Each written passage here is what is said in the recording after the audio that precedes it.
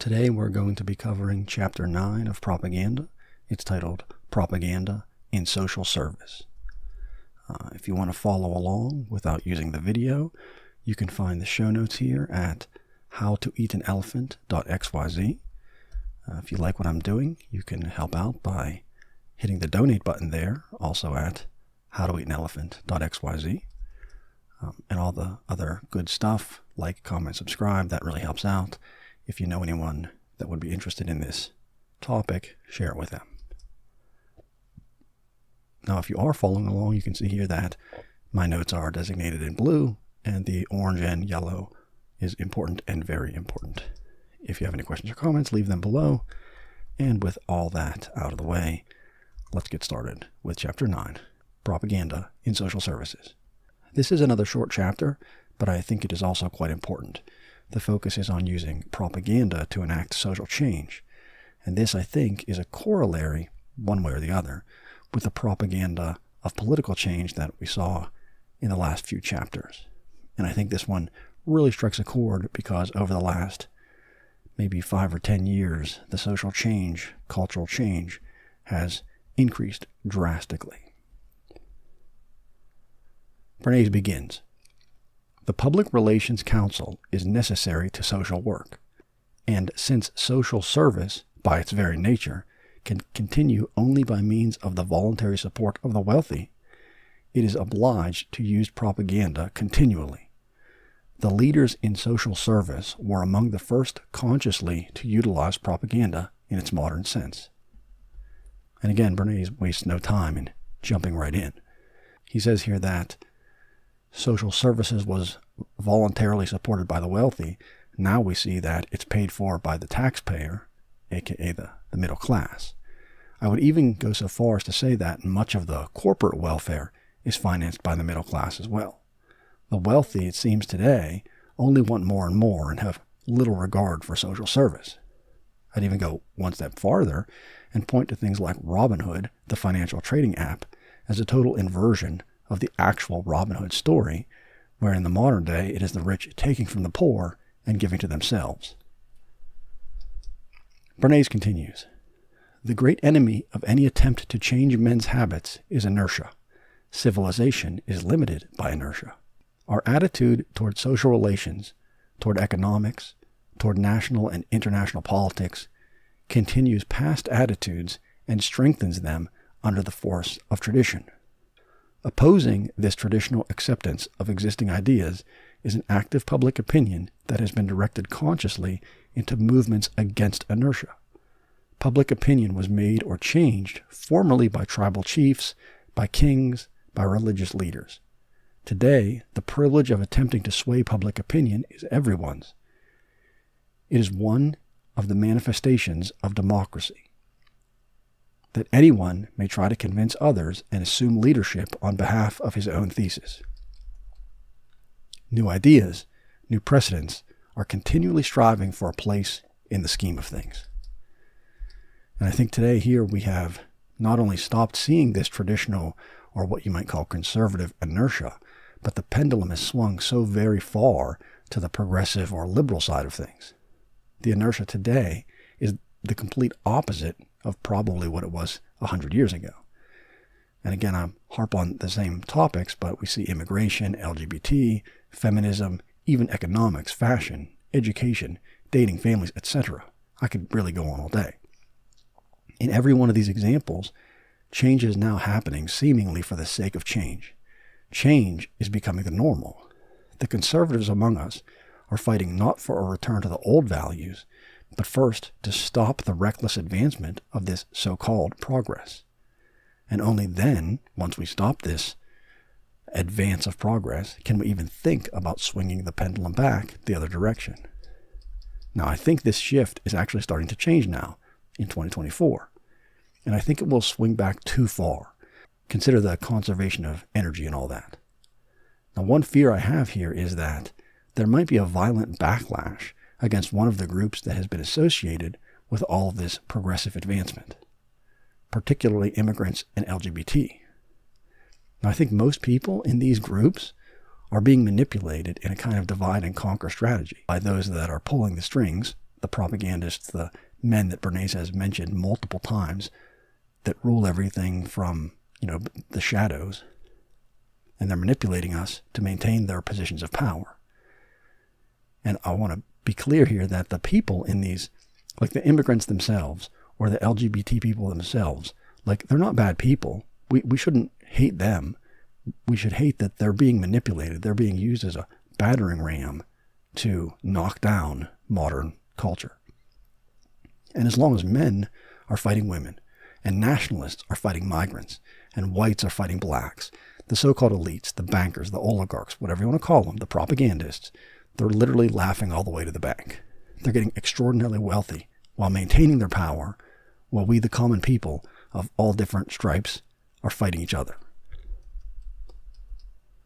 Bernays continues, the social settlement, the organized campaigns against tuberculosis and cancer, the various research activities aiming directly at the elimination of social diseases and maladjustments, a multitude of altruistic activities which could be cataloged only in a book of many pages, have need of knowledge of the public mind and mass psychology if they were to achieve their aims. The literature on social service publicity is so extensive and the underlying principles so fundamental that only one example is necessary here to illustrate the technique of social service propaganda. When he says social diseases, what we'll see is he's going to talk about racism. But we can also today see a multitude of these other social diseases. First and foremost, a real common one I'll say is drugs or alcohol. We often see this as the root cause that produces many other symptoms, homelessness and overdose deaths being the most acute examples.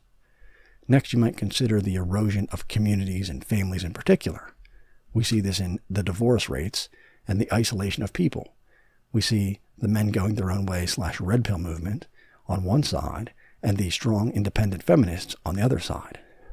Both of these are working basically hand in glove, although at opposite ends of the spectrum, to destroy communities and families. Now, what about the wealth gap? Many, if not most, young people these days are completely priced out of buying a home and starting a family, even if they wanted to start one. All those in the upper, say, 20% are living paycheck to paycheck, and they are one paycheck away from disaster. Healthcare is a joke if you aren't wealthy. Heck, even cars are absurdly priced these days. Much, if not all, of the economic social diseases stem from the quote-unquote money printing and the reckless deficit spending that has left, as of mid-2024, over $35 trillion in debt. That disease's prognosis? I'd say terminal. But again, the point here is, and I'm only listing a few off the top of my head really when I wrote this up, all of these different social diseases. There's probably a plethora more if you sat down and thought about it. And when he's going to cover racism next, you can apply basically everything he's going to say about how they manipulated people about racism to any of those other topics or anything else that you might have in mind. He continues, focusing on racism. Quote, a social service organization undertook to fight lynching, Jim Crowism, and the civil discriminations against the Negro below the Mason-Dixon line. The National Association for the Advancement of Colored People, the NAACP, had a fight in hand. As a matter of technique, they decided to dramatize the year's campaign in an annual convention which would concentrate attention on the problem. Should it be held in the North, the South, the West, or the East? Since the purpose was to affect the entire country, the association was advised to hold it in the South. For, said the propagandist, a point of view on a Southern question emanating from a Southern center would have a greater authority than the same point of view issued from any other locality, particularly when that point of view was at odds with the traditional Southern point of view. Atlanta was chosen. The third step was to surround the conference with people who were stereotypes for ideas that carried weight all over the country. The support of leaders of diversified groups was sought. Telegrams and letters were dispatched to leaders of religious, political, social, and educational groups, asking for their point of view on the purpose of the conference. But in addition to these group leaders of national standing, it was particularly important for the technical standpoint to secure the opinions of a group of leaders of the South, even from Atlanta itself, to emphasize the purpose of the conference to the entire public. There was one group in Atlanta which could be approached. A group of ministers had been bold enough to come out for the greater interracial amity. The group was approached and agreed to cooperate in the conference. The event ran off as scheduled. The program itself followed the general scheme. Negroes and white men from the South, on the same platform, expressed the same point of view. A dramatic element was spotlighted here and there. A national leader from Massachusetts agreed in principle and in practice with a Baptist preacher from the South. If the radio had been in effect, the whole country might have heard and been moved by the speeches and principles expressed. But the public read the words and ideas in the press all over the country. For the event had been created of such important component parts as to awaken interest throughout the country and to gain support for its ideas even in the South. The editorials in the Southern press, reflecting the public opinion of their communities, showed that the subject had become one of interest of the editors because of the participation of Southern leaders. The event naturally gave the association itself substantial weapons with which to appeal to an increasingly wider circle. Further, publicity was attained by mailing reports, letters, and other propaganda to selected groups of the public. As for the practical results, the immediate one was of change in the minds of many Southern editors who realized that the question at issue was not only an emotional one, but also a discussable one. And this point of view was immediately reflected to the readers. Further results are hard to measure with a slide rule. The conference had its definite effect in building up the racial consciousness and solidarity of the Negroes. The decline in lynching is very probably a result of this and other efforts by the association. Now here we see, like I said, a perfect example of how culture can be molded by propagandists. And I want you to keep in mind that while what I just read was about racism, you could apply it today to immigration or LGBT or family formation or any other thing you wanted to pick. Now, I'm not defending racism or not even remotely lynching and slavery. Those are obviously terrible things. No one wants to support that. But racism was prevalent in this time period. Segregation was prevalent. Blacks and whites were living in the separate but equal society. Again, I'm not arguing for or against any of this, but I am saying that this is a stark example of how a massive change can happen because of a concentrated effort by a small group that knows how to manipulate the masses. This whole book is a claim that this manipulation was and is not only possible, but actively pursued. And how small of a step it is to go from accepting black people to feminism to LGBT. And then what comes next? I'd say it's pedophilia. That's my opinion there. I think it's been prodded at for normalization next. We see the hyper-sexualization, including children, all around us. We see middle school girls dressing like 1980s sluts. The language of even babies understand consent. It's not used in the sexual context. They're talking about toys and sharing, but the fact that that language, consent, is often associated with sex, and then we start talking about it with babies, it's again not a far cry to make that comparison. And now we're allowing children to override parental control when it comes to things like puberty blockers and sex change operations. Now, maybe I'm overreacting, but I think all this points to, at least in the direction of promoting pedophilia. You even don't call them pedophiles anymore. They're MAPs, minor attracted persons. Anytime you see an acronym placed on something, I really believe it's to disengage people from a word like pedophilia. We don't even say words like suicide or rape anymore on YouTube. Heck, this video might get banned just for saying those words. And if we can't use the words to describe things, well, they lose their power. So if we don't say pedophile anymore, we say MAPS. Well, you think, well, MAPS, like, oh, I'm taking a trip. Bernays continues then. Many churches have made paid advertisements and organized propaganda part of their regular activities. They have developed church advertising committees, which make use of the newspaper, the billboard, as well as the pamphlet. Many denominations maintain their own periodicals. Now, I think this is important because there are very many anti-Christians today, is what I'll call them. And I want to also be very clear here that Bernays explicitly states that churches use propaganda. And so what do we have today? Dwindling church attendance pretty much across the board. Some of the youth are starting to find their way back, but I think this is because they see an abject failure all around them, and they're looking for something to retreat into. They think, hey, things are really bad today. When were they better? And then they come to the conclusion that church and family are the foundations that the United States was built on and thrived on for hundreds of years. And they conclude, well, in the last 50 odd years, things have really gone to shit. So maybe we should try the old ways.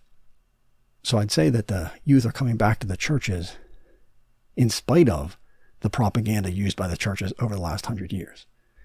So I think that the propaganda of the church for the last 100 or so years has basically failed to strengthen the church. I think the reason the children or young people are starting to sort of come back to the church has nothing to do with the church selling itself, but it's kind of a, we don't like it this way, so let's try the old way. The progressive propaganda of the last few decades has done more to bring the church, more specifically personal religion, back to a great many young people. So if there's any kind of silver lining here with all of this propaganda and inshitification is a word I recently heard, it's maybe pushing some young people back towards churches, and hopefully we'll start to see some better family formation as well. Bernays continues, but in a broader sense, the very activities of social service are propaganda activities. A campaign for the preservation of teeth seeks to alter people's habits in the direction of more frequent brushing of teeth. A campaign for better parks seeks to alter people's opinion in regard to the desirability of taxing themselves for the purchase of park facilities. A campaign against tuberculosis is an attempt to convince everybody that tuberculosis can be cured, that persons with a certain symptom should immediately go to the doctor, and the like. A campaign to lower the infant mortality rate is an effort to alter the habits of mothers in regard to feeding, bathing, and caring for their babies.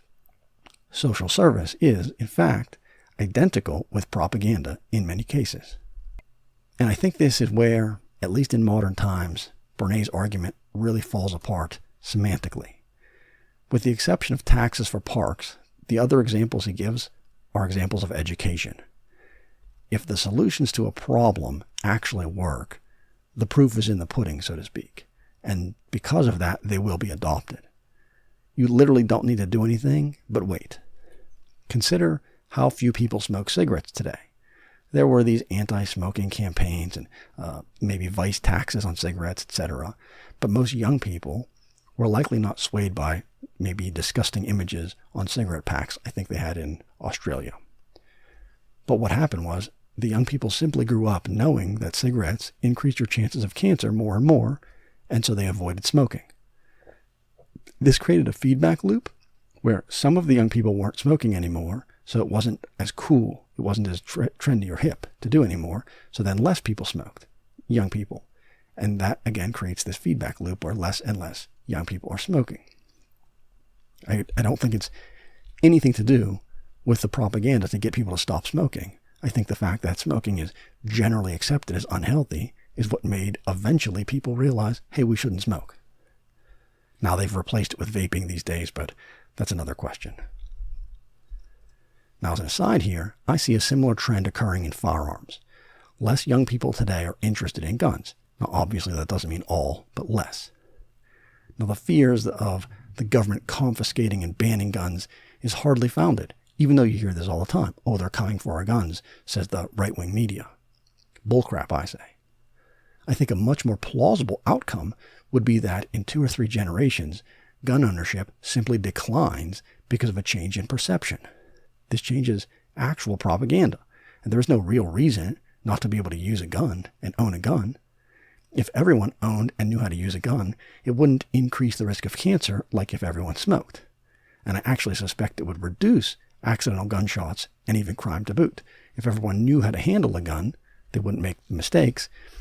And if everybody knew that everybody else could potentially have a gun, you might be a little bit more remiss in committing a crime. What's that old saying?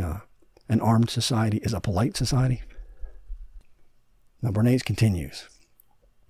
Even those aspects of social service which are governmental and administrative rather than charitable and spontaneous depend on wise propaganda for their effectiveness. Professor Harry Elmer Barnes, in his book The Evolution of Modern Penology in Pennsylvania, states that improvements in penological administration in that state are hampered by political influences. The legislature must be persuaded to permit the utilization of the best methods of scientific penology, and for this there is necessary the development of an enlightened public opinion. Until such a situation has been brought about, Mr. Barnes states, progress in penology is doomed to be sporadic, local, and generally ineffective. The solution of prison problems, then, seems to be fundamentally a problem of conscientious and scientific publicity.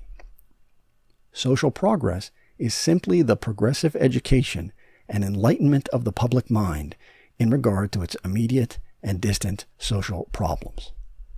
I find it interesting that he uses the word progressive to describe the type of education associated with social problems.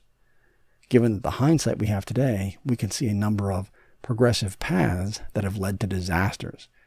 Some low-hanging fruit would be how wrong the adoption of things like asbestos or lead in paint and gasoline, or the countless chemicals that have been banned after we realized they were actually very toxic. More controversial would be something like a push to get women into the workforce. 2 generations ago, a single person, dad, could provide an income capable of sustaining a stay-at-home mom and 2 or 3 children, possibly even more. Today, assuming regular wages, median wages, and I'll point out here that median wages in the United States as of 2024 are about $35,000. Not 50 that everybody thinks they are. That's the average. The median is 35. So today, assuming these median wages, you need dual incomes to barely scrape by. The single child is often left in daycare until they are old enough to be raised by social media, the internet, and video games. This creates a generational feedback loop where that type of upbringing is seen as normal and hence continued into the next generation. I don't see the effects of this upbringing as much different, at least in degree, not kind, than how a child raised by alcoholics or drug addicts is more likely to follow those disastrous paths. Now, my point with his example is that, given that the social declines we are seeing surrounding the family, higher divorce rates, and single-parent households, we could reasonably solve these with conservative, not progressive education. We saw a few chapters ago where Bernays was extolling the feminist movement for its adroit use of propaganda. While that may have had the best of intentions, the result are clear: a largely failing familial structure. Now, I'm not claiming that women should not be permitted to work, but rather the option of being a stay-at-home mom should be presented as a valid life path. The ultimate choice, of course, is left up to the individual. Now, this, to me, feels much more like a proper education. Not really conservative or progressive. Simply lay out all of the available options to people and let them make up their own minds.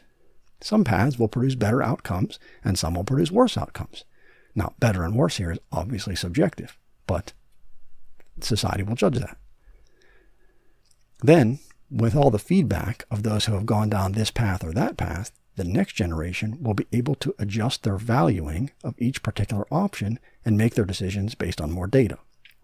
Just like I said, people don't smoke today, not because of a campaign to say stop smoking, but because the data is in, smoking is unhealthy. Over time, the best and worst paths would be determined, and most people would either follow or avoid those paths. Eventually, things might change for whatever reason, and other paths might become more or less desirable, but that should be left up to the individuals making up their own minds. And lastly, I want to be clear that all of this is predicated on people having the ability to actually make their own decisions. What I mean by this is that they should have the means to reason logically about the data they see in their day-to-day lives and the data that is presented in formal schools. In short, I would say that the trivium method of education, which consists of grammar, logic, and rhetoric, is, as far as I can tell, the foundational skill that every man, woman, and child needs to be equipped with before they can truly make reasonable decisions. Hopefully one day I'll make a video about the trivium method. I think it's that important. And so that brings us to the end of chapter 9. If you want to review these show notes, again, you can find them at howtoeatanelephant.xyz. If you like the video or have any questions or comments, leave them below. I'd love to hear any feedback you might have. If you really like the video and like what I'm doing, want to help out, there's a donate button at howtoeatanelephant.xyz. And if you don't want to donate or you can't donate, sharing the video, liking, subscribing, all that stuff would really help me out. And with all that said, I'd like to thank you for your time and attention and say that I hope you have a good night.